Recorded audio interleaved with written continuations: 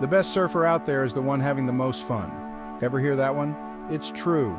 But you know what else is fun? Getting ready to surf.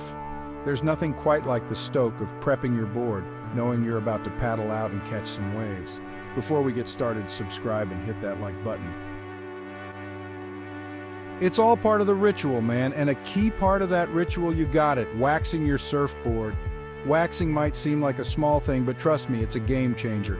A well-waxed board is your best friend in the water. It gives you the grip you need to stay in control and boost those airs. Without it, well, let's just say you'll be wiping out more than you're dropping in. So grab your wax and let's dive into the world of surfboard stickiness. We'll cover the basics, the techniques, and even tackle that age-old debate, sand or no sand. Get ready to become a waxing wizard, brah. Remember Mr. Miyagi from Karate Kid? Wax on, wax off. He was onto something. See, waxing your surfboard isn't just about making it look pretty, though a freshly waxed board is a beautiful thing. It's about creating traction, baby. Think about it. You're standing on a slick, wet surface, trying to harness the power of the ocean. Without some serious grip, you're going to be slip-sliding away faster than you can say cowabunga. That's where wax comes in. Surfboard wax is designed to create a textured surface that your feet can stick to, even when things get wet and wild.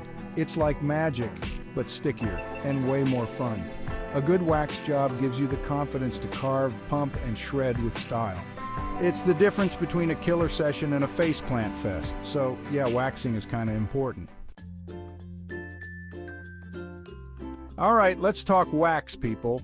First things first, not all wax is created equal. Just like you wouldn't wear a snowsuit to the beach, well, most of us wouldn't, you wouldn't use cold water wax in warm water. There are different types of surfboard wax formulated for different water temperatures.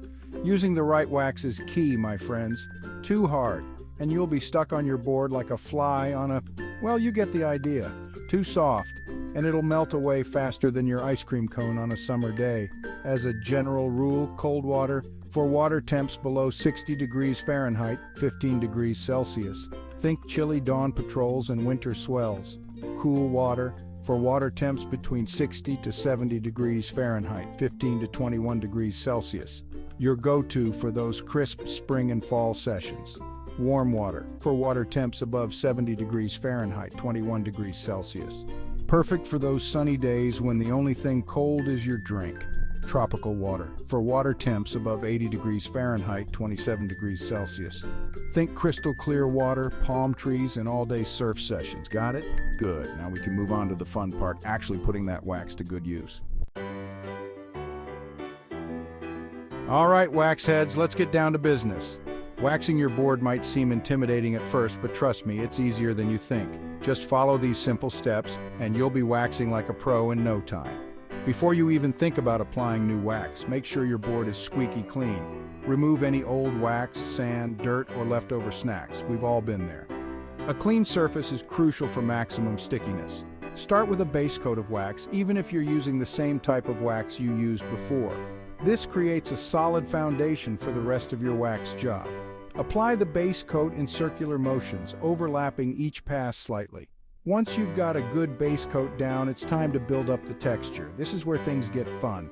You can use straight lines, crosshatches, circles, or even get creative with your own designs. The key is to create a bumpy surface that your feet can really dig into.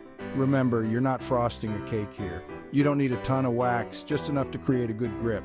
Too much wax will actually make your board feel slippery and slow you down. Once you're done waxing, take a step back and admire your handiwork.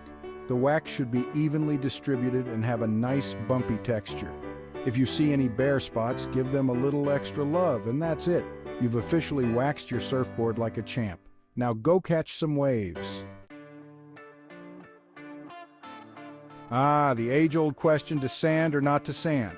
It's a debate that has raged on in surf shops and lineups for decades. Some swear by it, claiming it's the secret to ultimate grip. Others think it's sacrilege, a surefire way to ruin your board. So who's right? Well, like most things in life, there's no easy answer. It all comes down to personal preference and what works best for you. But before you make up your mind, let's take a closer look at both sides of the argument. We'll explore the pros and cons of sanding your wax so you can make an informed decision and find what feels right for you. Ready to dive into this epic surf debate? Let's go. For those who swear by the power of sand, the argument is simple. It's all about that grip, baby.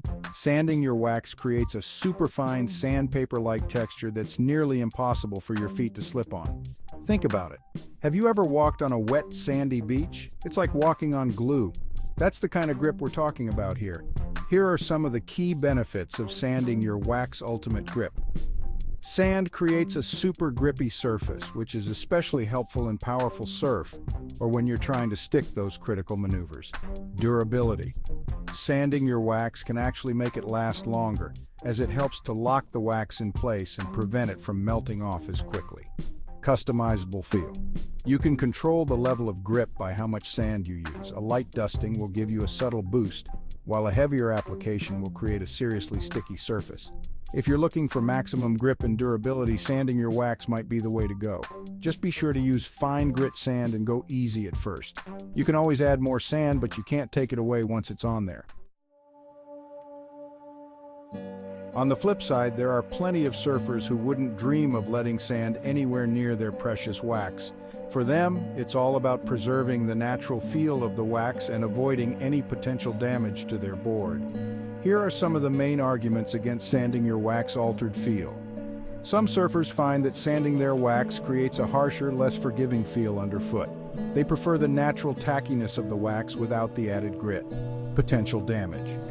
There's always a risk, however small, that the sand could scratch your board, especially if you're not careful. Environmental concerns. While the amount of sand used is minimal, some surfers prefer to avoid adding anything unnecessary to the ocean environment. Ultimately, the decision of whether or not to sand your wax is a personal one. There's no right or wrong answer, just what feels best for you and your surfing style. So, you've heard the arguments for and against sanding your wax. Now the question is, which side are you on? The best way to figure out what works best for you is to experiment. Try waxing your board both ways and see which one you prefer. Pay attention to how the board feels under your feet and how well you're able to grip the surface. Here are a few things to consider when making your decision. Your surfing style. If you're a beginner or tend to surf in smaller waves, you might not need the extra grip that sanding provides. More experienced surfers who charge hard or surf in powerful conditions might find it beneficial. Your board type. Some boards, like high-performance short boards, are designed for maximum grip, while others, like longboards or fish, prioritize glide and flow. The type of board you ride can influence whether or not sanding is necessary. Personal preference. At the end of the day, the best way to decide is to go with your gut. If you like the feel of sanded wax, go for it. If not, that's cool too. Remember, there's no right or wrong answer when it comes to sanding your wax. The important thing is to find what works best for you and allows you to surf your best. Whether you're a seasoned pro or just starting out, there are a few key things to keep in mind when it comes to waxing your surfboard. Use the right wax. This might seem obvious, but using the correct wax for the water temperature is crucial. Using the wrong wax can make your board feel slippery and affect your performance. Clean your board regularly.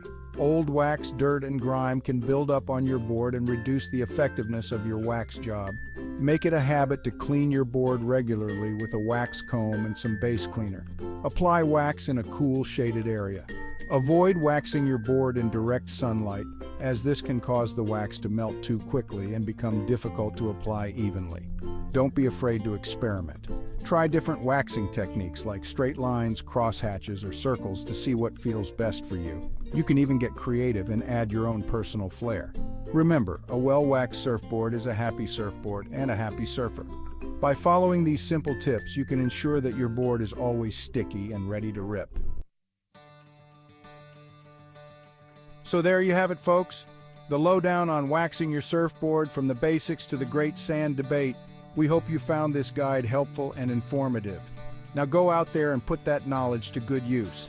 And hey, While you're at it, why not subscribe to our channel and give this video a big thumbs up? We're always stoked to share our love of surfing with fellow wave riders. Until next time, stay stoked and catch you in the lineup.